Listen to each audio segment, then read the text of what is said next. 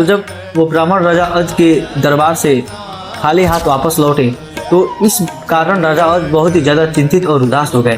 तो फिर राजा अज उसी शाम को एक मजदूर का वेश धारण करके नगर में निकल गए और जब रात्रि हुई तो वो काम की तलाश में रात्रि में नगर में घूमने लगी।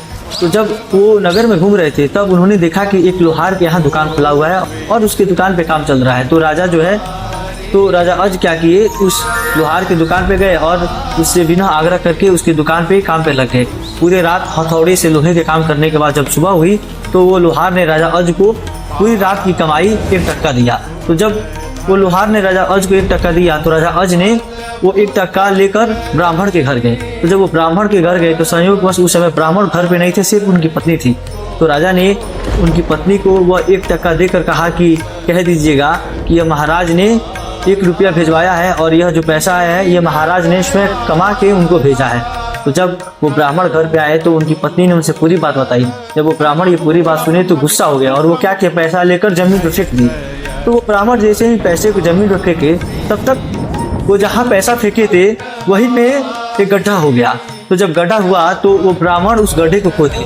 तो ब्राह्मण जैसे ही गड्ढे को खोदे तब तक उसमें से एक सोने का रथ निकला और वो आसमान में चला गया। फिर ब्राह्मण ने उस गड्ढे को दोबारा खोदा तो फिर से दोबारा एक सोने का रथ निकला और आसमान में चला गया।